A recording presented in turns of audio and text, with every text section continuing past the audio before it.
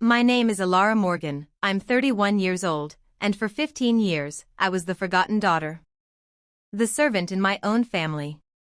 Every Christmas, every holiday, I was the one sweating in the kitchen while my younger brother enjoyed the spotlight. But last Christmas Eve, something happened that flipped our family upside down. A secret came out that left even a Fortune 500 CEO completely stunned. Before I tell you how I went from the invisible maid of my family to the one person they now beg forgiveness from, please hit that like button if you believe justice always finds its way. Subscribe only if you truly enjoy stories where karma finally serves the dessert. And tell me in the comments, where are you watching from, and what time is it there? I read every single one. For as long as I can remember, my parents treated me not as their daughter but as free labor. If there was a family gathering, I was in the kitchen. If there was a celebration, I was scrubbing dishes while everyone else danced. And when Christmas came around, year after year, I was expected to make the magic happen while my younger brother Caleb basked in the spotlight like some golden prince. The saddest part? For 15 years, I let it happen. But last Christmas Eve, something inside me finally snapped. It started with one phone call. I was sitting in my Manhattan apartment, folding clothes into a sleek black suitcase. The hum of the city outside was strangely calming, taxis honking, faint laughter echoing from the street below. My heart felt light because, for once, I was about to put myself first. My company had just secured a pre-meeting with a client that could transform everything I had worked for. A deal worth $2 million. I was flying to Florida the next day, business class, and I could almost taste the freedom of finally stepping into my power. Then my phone rang. The caller ID flashed, Mom. I didn't even want to pick up. Every call from her carried the same tone, entitlement, criticism, or orders. Never love. Never pride. But some instincts die hard. With a deep breath, I pressed accept. Alara, cancel whatever silly plans you have for tomorrow, she snapped, skipping the hello entirely. I kept folding my blazer, refusing to let her tone shake me. What's happening tomorrow? Her voice sharpened like a knife. Caleb is hosting his Christmas Eve networking dinner. 25 important guests, Alara. Executives. Investors. Even some from Pinnacle Group. You'll need to arrive by noon to start cooking. 7 main courses, 10 sides, desserts. I'll text you the menu. I froze. Not because I was surprised, but because of how predictable it was. Caleb, the golden child, was in public relations. Every party he threw was a performance. And every performance needed a backstage crew. That crew was me. I swallowed hard. Mom, She cut me off instantly. Don't argue. This is important for Caleb's career. You should be grateful to help. After all, it's not like you have anything else going on. That one hit hard. My eyes drifted to my laptop, where an unread email still glowed on the screen. Subject, contract confirmation. From Victoria Hale, CEO of Pinnacle Hospitality. If only my mother knew. Her voice droned on in my ear. Use the good china, Alara. The Waterford crystal. These are people who matter. Don't embarrass us. People who matter. Unlike me, apparently. The call ended abruptly, as it always did. No thank you. No love. Just orders. I stared down at my suitcase. Inside was my plane ticket. Flight 447 to Fort Lauderdale. Departure, 8 p.m. tomorrow. My future was packed neatly into those bags. And yet, here I was, being ordered to abandon everything I'd built, years of sweat, risk, and sacrifice, so my brother could sip champagne and brag about his connections. The unfairness hit me like a tidal wave. Memories came flooding back, bitter and sharp. Small Blue Diamond Thanksgiving, age 17, Alara will handle the cooking while Caleb entertains the guests. Small Blue Diamond Christmas, age 21, Alara's between jobs again, but at least she's useful in the kitchen. Small Blue Diamond Caleb's engagement party, age 27, 200 guests at the country club. I spent 14 hours preparing hors d'oeuvres while Caleb paraded in a custom-tailored suit. When someone asked what I did for work, my mother laughed and said, Alara doesn't have Caleb's social skills, but she cooks well. Cooked well. As if that was the beginning and end of me. I clenched my fists, fighting back tears. Because what they didn't know, what they never bothered to ask, was that I had been quietly building something extraordinary. In my closet sat a leather folder embossed with gold letters, Luxsphere Events. My company. My empire. For 5 years, I had poured my soul into it. Sleepless nights, endless rejections, maxed out credit cards. But it had worked. I now had 60 employees, 3 offices, and a client list that included luxury resorts, Fortune 500 executives, and celebrities whose names my family would faint over. And tomorrow, I had the meeting of a lifetime. If I landed Pinnacle Hospitality, it wouldn't just be a contract. It would put Luxsphere on the national map. My employees' futures depended on it, Maria, my head chef, saving for her first house, Jordan, my operations manager, putting his kids through better schools. This wasn't just my dream anymore. It was theirs too. And yet my family still saw me as nothing more than the help. I remembered last summer, walking into my childhood home only to discover my bedroom had been converted into Caleb's storage closet. My trophies, my books, every trace of me shoved into cardboard boxes in the basement. My mother's explanation had been casual: Caleb needs space for his wardrobe. He's building his career. Appearance matters in PR. The message was clear: Caleb was the investment. I was expendable. I zipped my suitcase shut with a final, defiant tug. Not this time.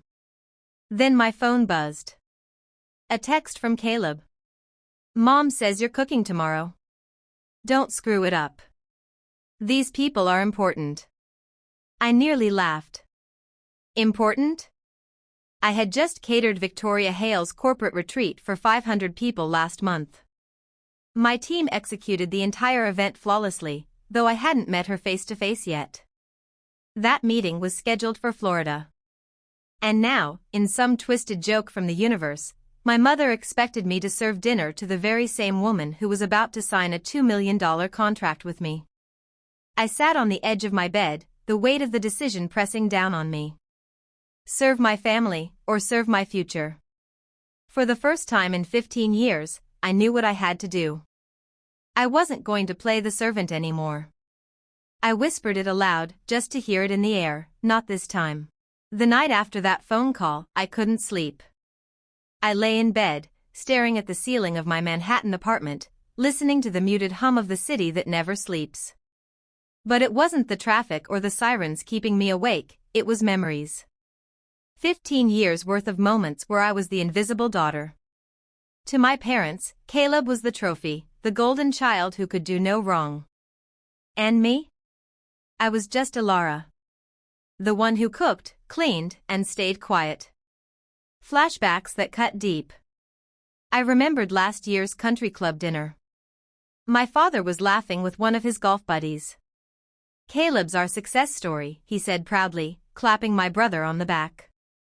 Then, almost as an afterthought, Alara's between opportunities right now. Between opportunities. That very morning, I had closed a $500,000 contract with a luxury resort. But they didn't ask. They never asked. To them, I was perpetually unemployed, perpetually failing. Another flashback, my mother's voice when I once mentioned I had to travel for business. She had laughed, actually laughed, and said, "What business? Your little cooking hobby?" I ran my hand over the sleek leather folder on my nightstand. Luxsphere Events embossed in gold letters.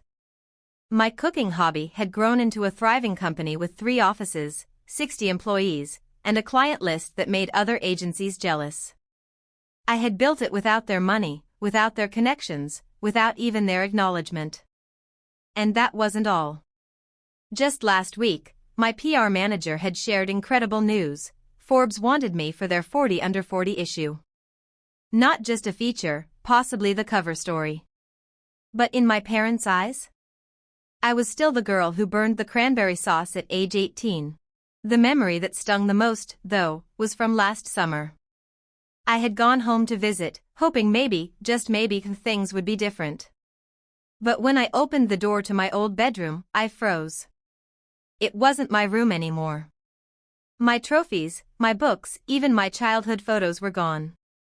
In their place, racks of suits, ties, and expensive shoes. Caleb's overflow wardrobe. My mother stood in the doorway, watching me. "Oh, Alara, don't look so shocked. Caleb needed more space for his career. You understand, don't you? Appearance matters in PR." She said it so casually, as if erasing my existence from that house was perfectly logical. Meanwhile, Caleb had the entire third floor renovated for him. A home office, a walk-in closet, even a private balcony, all paid for by my parents.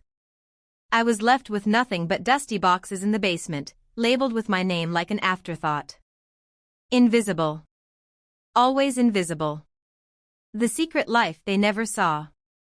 What my parents didn't know, and what I never told them, was that while they dismissed me as a failure, I was quietly building an empire. At 24, I'd taken the $5,000 my grandmother left me and invested every penny into my dream. I maxed out credit cards, worked double shifts, and risked everything to launch LuxSphere events. At first, it was brutal. Rejections piled up. Clients canceled. I ate instant noodles for months just to pay staff wages. But I never gave up. And slowly, everything changed. By year 3, LuxSphere had become the go-to agency for luxury events. By year 5, we were catering for celebrities, billion-dollar companies, and international resorts. My staff surprised me with a holiday party last week. They raised a glass to me, not as their boss, but as their leader. Their faces shone with pride and trust, and in that moment, I realized, these people saw me more clearly than my own family ever had. I wasn't invisible to them. The text that burned. My phone buzzed on the nightstand, breaking my thoughts. Another text. This time from Caleb. "Mom says you're cooking tomorrow. Don't screw it up. Important people will be there." Important people. The irony almost made me laugh. These important people had already been my clients. One of them, Victoria Hale, the CEO of Pinnacle Hospitality, was the very person I was flying to Florida to meet. The woman who could secure my company's $2 million breakthrough contract. The woman who had insisted on meeting me in person, saying, "I only work with founders who are hands-on." And tomorrow, in my parents' eyes, I was supposed to serve her food like a nameless maid. I sat up in bed and reached for my suitcase. Inside, my plane ticket was tucked neatly in the pocket. Flight 447 to Fort Lauderdale. Departure, 8 p.m., December 24th. I traced the letters with my finger. This ticket was more than just a flight. It was freedom. Proof that I had finally learned the difference between their emergencies and my priorities. For 15 years, I had dropped everything for them. Burned my own opportunities. Let myself be erased so they could shine. Not anymore. This time, my future mattered more than their party. The two signs. Two clear signs had told me where I truly stood in this family. I had ignored them before, but not anymore. Small blue diamond, the first sign was how they introduced me. Always as Caleb's sister, never as Alara the entrepreneur. "Caleb's our success story," they'd say. Alara's between jobs. Even when I was running a $1 million company, they refused to see me as anything but a failure. Small blue diamond, the second sign was the bedroom. The space that was mine, stripped away, turned into storage for Caleb's clothes. My entire childhood boxed up, hidden in the basement, like I had never existed. Those signs told me everything I needed to know. One child was an investment, the other disposable. The whisper. I walked over to the window and looked out at the glittering Manhattan skyline. The city buzzed with energy, a constant reminder that reinvention was always possible here. I pressed my hand against the glass and whispered, "Not this time." The words felt like a spell, breaking chains I had carried for years. Tomorrow, while my parents expected me to bow to their demands, I would be boarding that plane. And for the first time, I wouldn't be their servant. I would be Elara Morgan, CEO, leader, builder of my own destiny. The morning of Christmas Eve, I woke up with a knot in my stomach. The winter sun pushed through the curtains, painting my apartment in pale gold, but instead of warmth, all I felt was the weight of what lay ahead. My phone was already buzzing with messages from my mother. "Elara, don't forget the rosemary." "Elara, the turkey must be at the table by 7. "Elara, dress decently this time. Caleb's colleagues will be there." Her words weren't requests. They were orders. As if my entire existence revolved around chopping, seasoning, and serving for their prestige. I dragged myself to the kitchen and brewed coffee, staring at the steam swirling upward. Every part of me wanted to ignore the messages, leave the phone face down on the counter, and pack for my evening flight. But my chest felt tight, as if invisible hands were pulling me back. Guilt. The kind only family could engineer. Memories of past Christmases flashed before me, Caleb at the head of the table, receiving gifts that sparkled, while I was given perfume, aprons, and once, even a cookbook with a note, "Maybe this will help you find a direction." I remembered standing at the sink, scrubbing dishes while everyone laughed in the living room. They never noticed the tears mixing with the soap suds. But this year was supposed to be different. I had made a promise to myself, my future mattered more than their charade. Still, doubt crept in. What if skipping tonight meant losing them forever? What if they disowned me completely? A part of me still craved their approval, no matter how toxic it had always been. My phone buzzed again. This time, it was Caleb. His message cut sharper than any knife. "You better not embarrass us. Don't be selfish for once in your life." Selfish. The word hit like a slap. I had spent my entire life sacrificing for them, bending until I broke, and still, selfish. My fingers trembled as I set the mug down. It was nearly noon when I pulled out my suitcase. The flight ticket lay inside, a crisp piece of paper that seemed to hum with possibility. I ran my thumb across the inked letters, imagining the palm trees of Florida, the ocean breeze, the life-changing meeting that could secure my company's biggest deal yet. But with every passing hour, the tug-of-war in my chest grew louder. Duty versus destiny. Guilt versus freedom. At 3 o'clock, my phone rang. It was my father. His tone wasn't kind, it was cold, commanding. "Elara, where are you? Guests are already asking. Do not shame this family by being late." For a moment, I almost caved. Almost said, "Yes, Dad, I'll be there. I'll do everything like always." The old version of me, the invisible daughter, was ready to take over. But then, something shifted. I looked at the framed magazine mock-up on my desk, the early draft my PR team had shown me. Elara Morgan, redefining luxury events. My face, my name, my story. Proof that I had built something real. Proof that I mattered, even if they never believed it. I took a deep breath. "Dad," I said, my voice steadier than I felt, "I won't be coming." Silence. Heavy, suffocating silence. Then his voice, low and furious. "You are making the biggest mistake of your life. Don't bother showing your face here again." The call ended. My hands shook as I set the phone down. My heart pounded so loudly it drowned out every sound around me. That was it. The impossible choice had been made. I zipped my suitcase and slid into my coat. Snowflakes drifted outside, tiny sparks of freedom falling from the sky. For the first time in years, I wasn't heading toward their demands, I was walking toward my own future. When I stepped into the cab, I glanced back at my building. My reflection in the window looked different. Not invisible. Not forgotten. For once, I looked like a woman about to take control of her destiny. As the cab pulled away, my phone lit up with dozens of messages, my mother, my father, Caleb. I didn't open a single one. I was done being their shadow.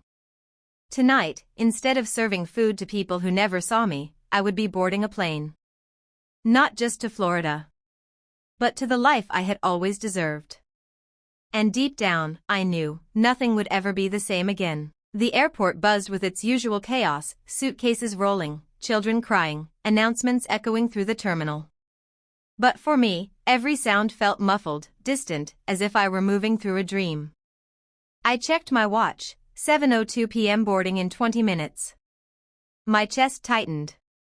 By now, at my parents' estate, the party would be in full swing. Guests sipping wine, chandeliers glowing, Caleb dazzling the room with his charm. And somewhere, my mother whispering excuses for my absence. Elara couldn't make it, she'd probably say with a thin smile. She's busy. Always busy. Never important. Never enough. I clutched my boarding pass like it was a lifeline. This was my night to break free. Yet as I walked toward gate 22, a sick twist of fate decided to remind me of the life I was leaving behind. My phone buzzed. A new message. This time not from my parents, but from Victoria Hale herself, the CEO waiting for me in Florida. Looking forward to tomorrow, Elara. Dinner tonight cancelled due to weather delays. We'll meet on the 26th instead. Safe travels. I froze. My steps faltered. Dinner cancelled. The meeting moved. My ticket, my escape, suddenly didn't feel so urgent anymore. My pulse quickened as I stood in the middle of the terminal. If I didn't have to be in Florida tonight, then what was stopping me from showing up? From sliding back into the role they expected? My parents would forgive me if I appeared at the door with roasted rosemary turkey in hand. They always did, because that's who I was to them, the one who bent, the one who gave in. But as I stood there, watching the snow fall through the glass windows, something inside me snapped. No. That wasn't who I was anymore. I thought about the 2 tables set tonight. At my parents' mansion, a grand table dressed in silver and crystal, with Caleb at the head, basking in praise, while I, if I were there, would be in the kitchen, forgotten, serving plates like a nameless maid. And then there was another table. One that didn't exist yet but was waiting for me. A table I had built with my own 2 hands. A table of vision, grit, and independence. My company's table. My table. The choice had never really been about a plane or a party. It was about which table I would claim for the rest of my life. I looked down at my boarding pass again. This wasn't just a piece of paper, it was proof that I had the power to choose. And for once, I was choosing myself. When the gate attendant called for boarding, I stepped forward without hesitation. My phone buzzed again and again in my pocket, calls, texts, threats, guilt, all clawing for my attention. I didn't answer. I couldn't. As I walked down the jet bridge, I whispered under my breath, tonight, I sit at my own table. And just like that, the girl who was always invisible disappeared into the night sky, headed not for approval, but for freedom. The plane touched down just after midnight, the Florida air heavy with warmth even in December. As I stepped out of the airport, suitcase in hand, a strange calm settled over me. No Christmas lights. No crowded mansion. No Caleb. No forced smiles. Just me. For the first time in my life, just me. I checked my phone out of habit. 53 missed calls. Dozens of messages. My parents. Caleb.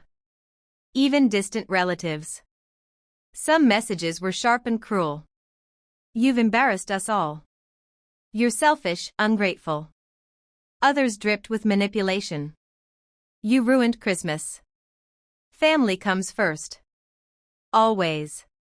But none of them said what I had craved my whole life, we're proud of you. I sat on a bench outside the airport and let the humid night air wrap around me. I should have cried, maybe. I should have felt broken. Instead, I felt light, as if those heavy chains I'd carried for years had finally fallen away. The next morning, I walked into the hotel where I had booked a suite for the meeting with Victoria Hale. The staff greeted me by name, "Welcome back, Ms. Morgan," their smiles genuine, their tone respectful. Here, I wasn't Caleb's forgotten sister.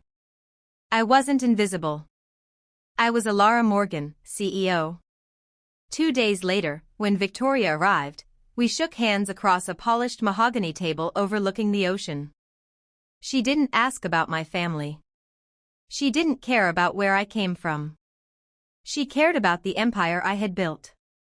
And when she signed the contract, my company secured the biggest deal in its history.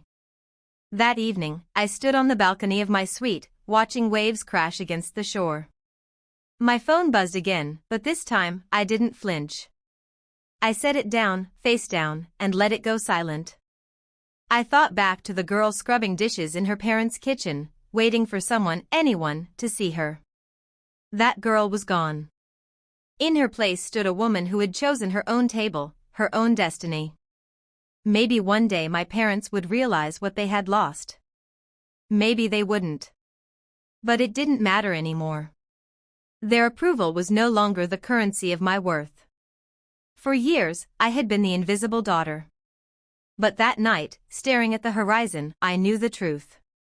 I wasn't invisible. I was unstoppable. And my story was only just beginning.